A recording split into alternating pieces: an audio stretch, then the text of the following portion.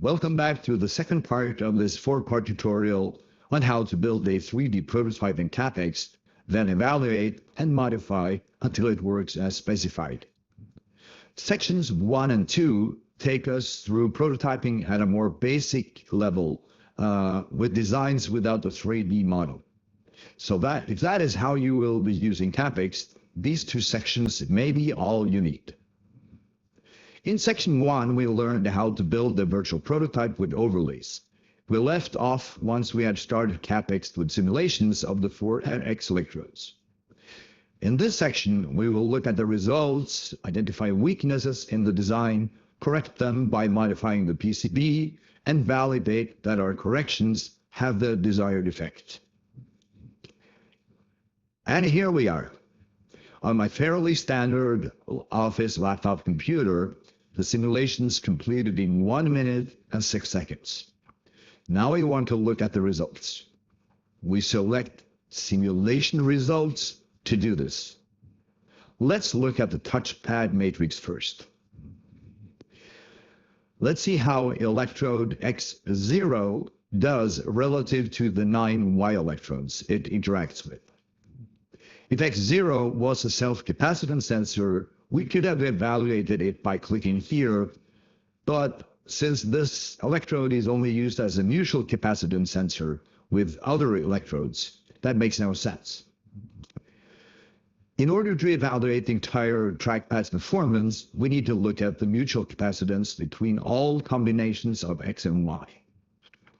This may sound like a daunting task, and it is, but only in the physical world.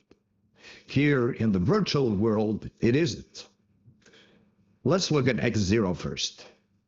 In order to evaluate all the mutual capacitance sensors it forms with other electrodes, we need to expand on it. And in this list, we can see the default capacitances, and if we move the touch probe around, we can see that the capacitance changes. We can select whether we want to look at the change in absolute value or monitor the delta value. These will change as you move the touch probe around the board. And moving a touch probe around, either with a robot or by hand, is how one evaluates touch in the physical world. However, in the virtual world of CapeExt, we don't have to do that. CapeExt has already done it for us. This is why area touch is so powerful. Just watch. But first, in a matrix like this, it gets easier if we sort the electrodes by name. This allows us to use the up and down arrow keys to traverse the matrix.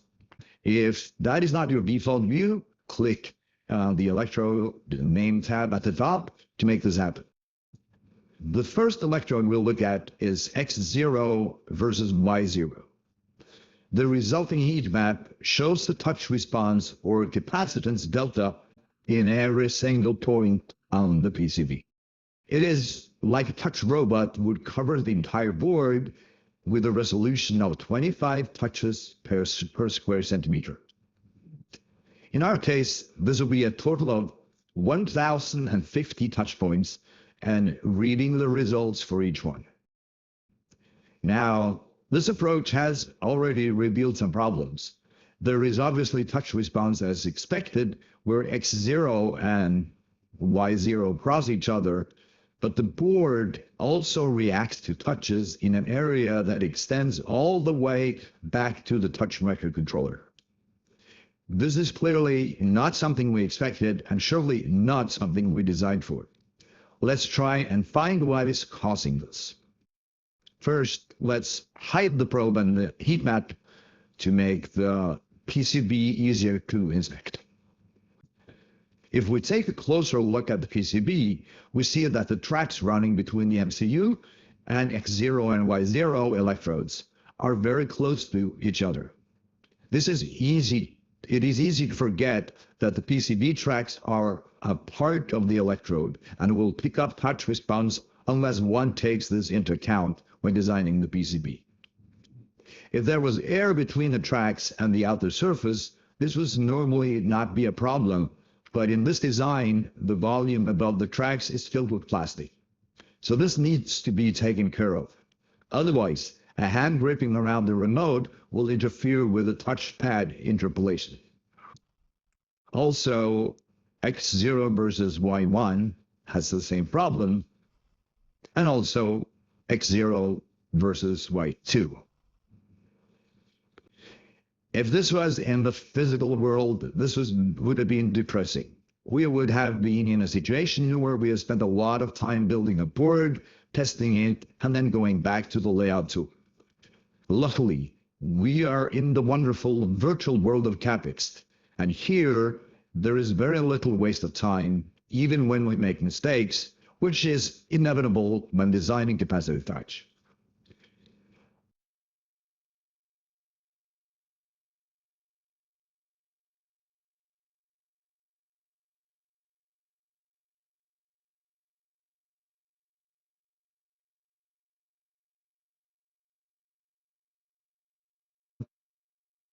So we've identified 11 problem areas, all related to 3 X lines and 3 Y lines running too close to one another on the board. In the physical domain, we would have needed maybe a week for PCB manufacturing and assembly with components, then maybe a day of bring up and 3 days of touch probe testing. That's a total of 11 work days. And once you master CapeExt, it's 10 minutes of building the virtual prototype and setting it up for the simulation, 1 minute of simulation time, and 5 minutes to assess the results. That's 16 minutes versus 11 times 1440, which amounts to 15,840 minutes. So at this stage, we are at about 1,000 times faster. And if that isn't rocket fuel for your project schedule, then what is? But it's going to get even better now that we start correcting our design flaws and validating the corrections we make. The root cause of the problem is that the X and Y tracks run in parallel too close to each other. The best way to get a good overview of the layout is to hide the probe and the grid and mouse over to highlight the electrodes. If we look at the 4X electrodes, we see that these are routed out of the matrix on 2 different sides of the PCB. If we mouse over the Y electrodes, we see that 4 of them, Y0, Y1, Y7, and Y8, have tracks running close to the 4X electrode tracks. But we also saw a weak unintended touch response on Y2 and Y6, and these are also close to some X lines, although they are a bit further away. So a sensible strategy here would be to move all the X tracks to the north side of the PCB and move Y7 and Y8 as far away from these as possible. So we'll fire up the PCB CAD tool and move the tracks. And here is our board after we've done all the changes that we planned. Let's generate curvers and re-import into CapeExt. This we can do directly in the project editor. If we click the layer file name, 3 dots appear at the end of the line, and clicking this allows us to select the curver file to replace with. So we do that with the top layer, the drill layer, and the bottom layer files. When importing updated curvers into an existing project, it is important that the new PCB is made in the exact same coordinates as the old design. Otherwise, tracks and vias will not end up in the right location.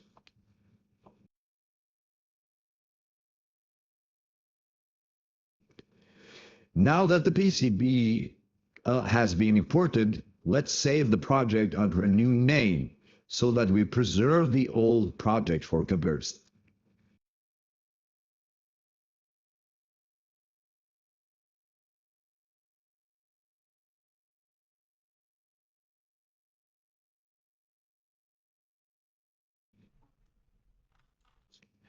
At this stage, it looks like nothing has changed, but remember, as always, we will have to click Apply Changes when we have changed something in the project editor.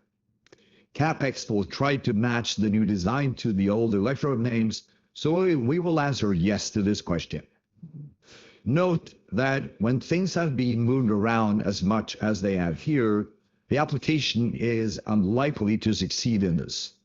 The PCB looks good, but alas, we need to rename all our electrodes. And with that out of the way, let's take a look at our new PCB. All 4 X electrodes now run up here, and we have pulled Y7 and Y8 as far down as we can, hoping this will fix all our issues.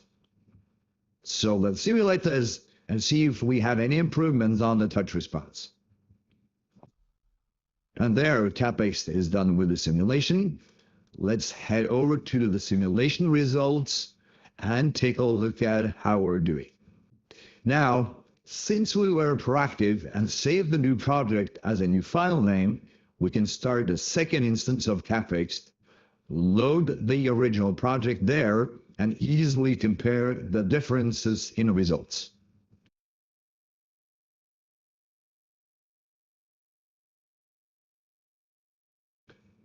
So let's look at our previous trouble spots. X0 versus Y0. We can see that the long tail of response along the tracks leading into the MCU has disappeared. There is still a little signal close to the MCU, however, this is weak, and since there is an air gap over the components, this is of no concern to us. Capacitive touch is based on measuring change in the field lines between the electrodes, and an air gap acts as an effective insulator to keep those field lines away from the touch surface. And the thicker the air gap, the better the insulation is. X0 versus Y1 looks clean. The entire tail has disappeared. Same with X0 versus Y2. X1 versus Y0. Here the long tail has disappeared, but we have gotten a very strong touch response close to the MCU. Let's hide the heat map and look at what's going on. So the rerouting of the X tracks has introduced 2 new vias, and this via on the X1 net is very close to Y0. Vias are 3-dimensional objects with a lot of surface area, meaning they have strong capacitive coupling to whatever is in the vicinity. Luckily, there is plenty of room to get away from the via. X1 versus Y1, tail completely gone. X1 versus Y2, looking better. A weak response has been introduced over by the MCU, but nothing to worry about. The rest of the X1 responses are clean, so we seem to not have introduced any bad responses.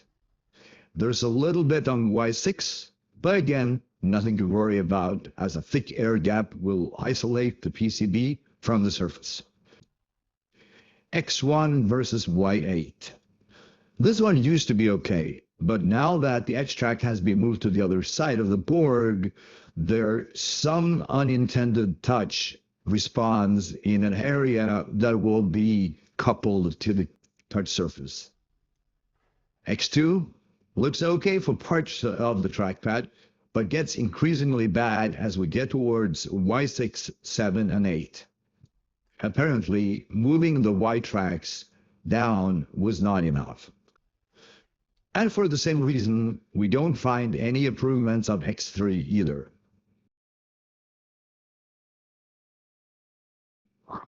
So let's summarize the trouble spots. Y0 forming a capacitance with the X1 via, and X tracks forming a capacitance with the Y6, Y7, and Y8 tracks. Now, these changes don't involve moving entire tracks, so we can take advantage of another great feature of the virtual environment in CapeExt. CapeExt features a quick PCB editor that lets you do crude modifications to test out the effects of alterations without going through the cumbersome route of modifying the layout and generating new Gerbers. Then, when the experiment concludes with what changes need to be made, you can go back to the PCB CAD tool and implement the changes once. Let's look at our first trouble spot first. To do this, let's first go back to simulation options and select only X1 and Y0 to make their locations on the board more visible, and also hide the probe and the grid. We then go back to the project editor to do the work. First, let's save the project under a new name to make it easier to revert back to the original design in case we want to.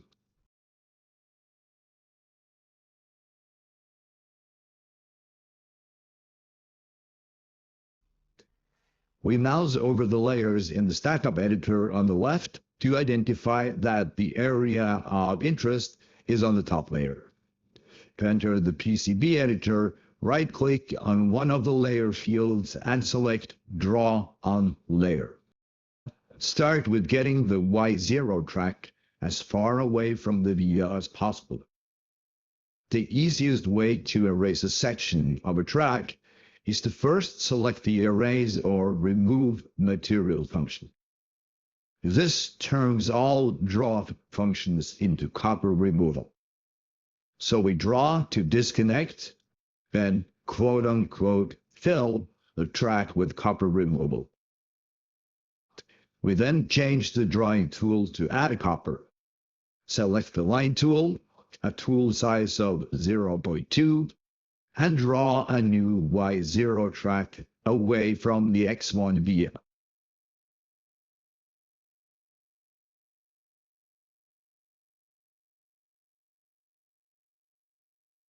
There.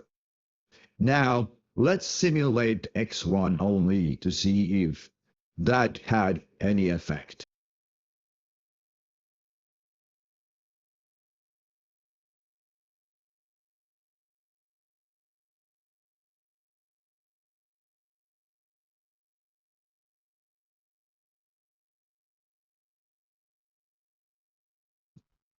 And here we are. But before we look at our results, something we should have done right away before we spend time simulating, mouse over our modified track and make sure there are no disconnects or short circuits. It looks clean, so let's turn on the probe and the grid and see how we did. Okay, it may come as a surprise to you that we have increased the touch response between the track and the via. Again, vias extend far in the Z or vertical direction and has lots of surface area from which electric fields work. And as you move the track away, the field is getting less dense, but it also spreads out more with more of it interacting with the touch probe. There's always a distance where you get the maximum touch response, and it looks like we were moving closer towards that point. We would have to get really far away for this touch response to weaken. We can move Y0 further away, but since we have left out the power supply in this example, there's a limit on how far. And we don't know how far we actually need to move the track. Luckily, we have an additional trick up our sleeve. If we place some large piece of metal between the via and the track, this will act as a channel for the field and keep it away from the touch surface. A copper fill between the track and the via will accomplish this. Let's implement this on our board and let's see if the theory aligns with the real world.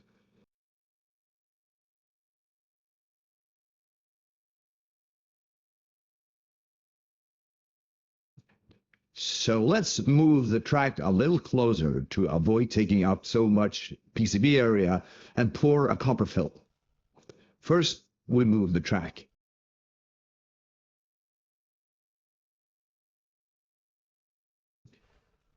We will cross the X-line at a right angle to minimize overlap and capacitive coupling.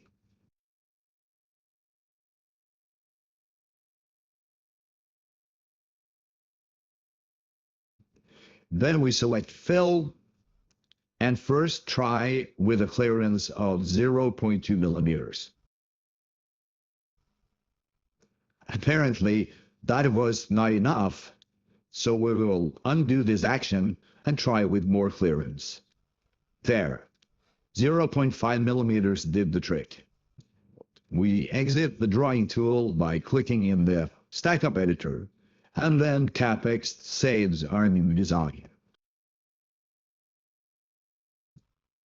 Now let's simulate and see if we have more luck this time.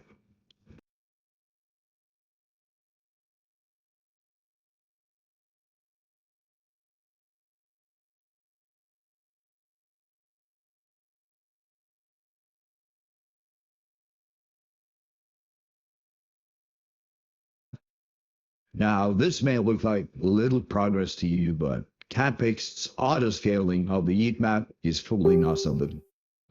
We went from an unintended touch response that was stronger than a trackpad touch to one that is now weaker. If we apply the same scale as in the original design, it is easier to spot the improvement. And add to the fact that the air gap is going to kill most of this coupling, we'll consider this one as fixed.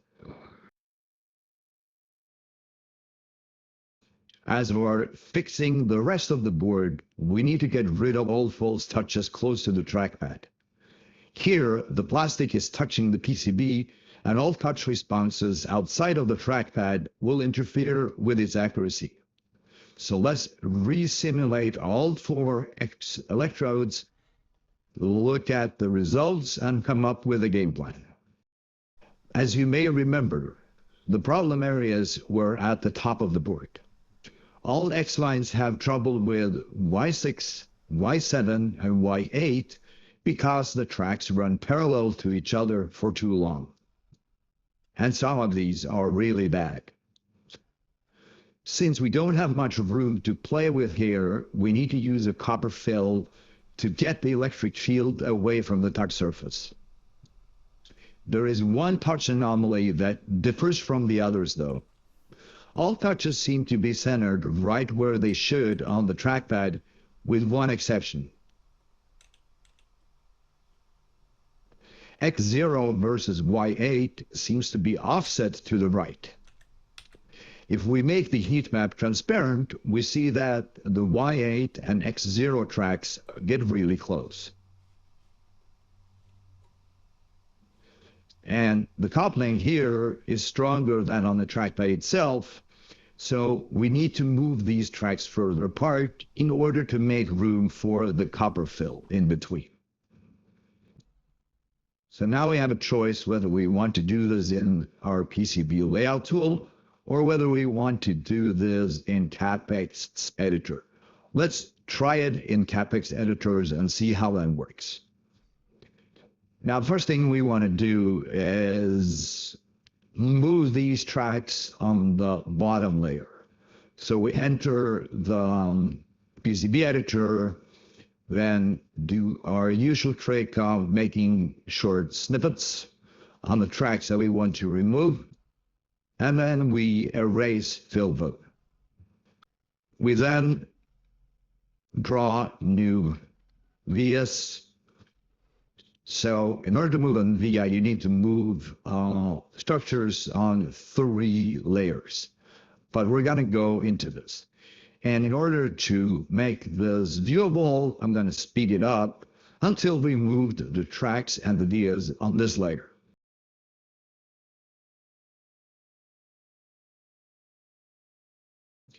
Now, this doesn't look pretty, nor does it conform to the design rules, But this version of the board will never go in production. It just serves as a quick way for us to verify if our plan for getting rid of the false touches works. Then we move on to moving tracks and vias on the top layer.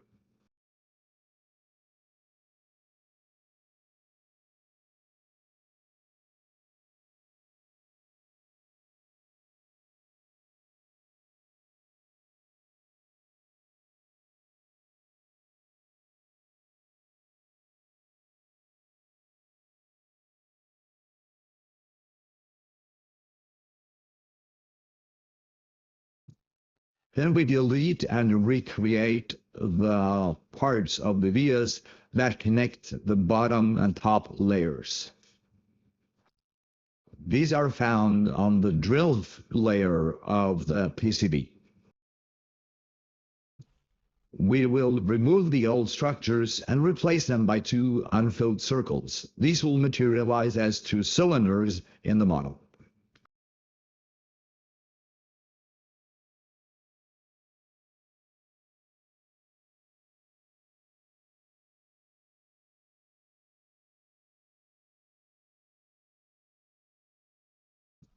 The only thing left to do now is to pour that copper fill between the X and Y tracks on the top of the board. This area up here is going to cause the copper fill to leak all over the board. So one way to solve this is to place a small track there to stop it from overflowing into areas where we don't want it. A clearance of 0.5 millimeters will work well for this fill. And with that in place, let's simulate and look at our results. But before we do that, let's make sure our freehand design works as expected, having no short circuits, and that our manually designed vias properly connect the top and bottom layers. Clearly, all 4 X electrodes have signals tracing back to the MCU, so this looks like it's going to work.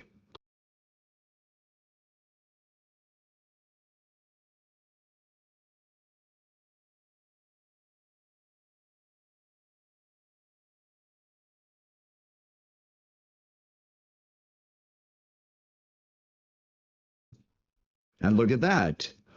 All the false touches between X0 and Y6, 7, 8 seems to be gone, and that offset on Y8 has disappeared. And the same with X1, X2, and X3. All false touches between these X electrodes and Y6, 7, and 8 has also disappeared. The only thing left to do now is to simulate the grip sensor and make sure that it works as intended. However, there should not be any surprises there.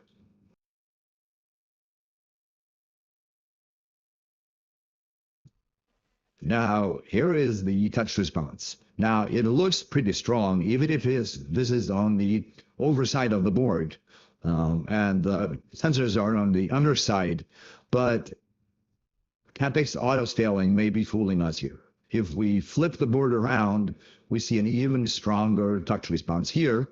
And if we rescale to fit the view, we clearly see that the touch response is nice and strong on the backside, covers a whole lot of area, which we want, and it's much weaker on the overside of the board, as expected. This is a success, and I think this board is going to work really well when we implement these changes in the PCB layout tool. So here we have replicated all the changes we did in CapeExt in the PCB design tool.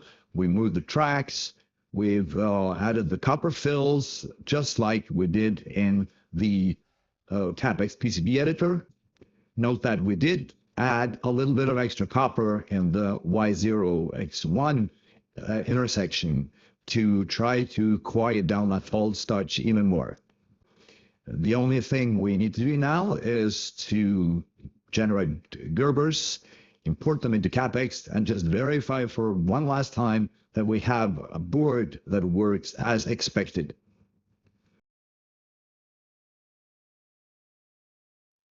Let's examine the trackpad first. Here is X0 versus all the Y electrodes. Looks good. X1, we see that the false touch we had with Y0 is much smaller now with the extra copper that we put in. X2 looks good as well. And finally, X3. Yes, the changes we did in the CapeExt PCB editor gave the same results as the actual design changes that we did in the PCB tool. Now over to the grip sensor. There should not be any changes here. It looks very similar to what we had on the previous board. Strong touch on the underside, weaker touch on the overside as expected. We'll call this design done. So previously we saw that we had saved almost 11 days in our project schedule. With 2 more iterations of the board, this has now increased to over a month, whereas the total CapeExt work amounts to approximately 1 day. This rather dramatic difference will become even worse when we start prototyping a product prototype with a whole plastic enclosure. This part of the tutorial will be covered in chapters 3 and 4, and we will notify you in the description once these videos have been published. So thanks for watching and stay tuned for the next chapters.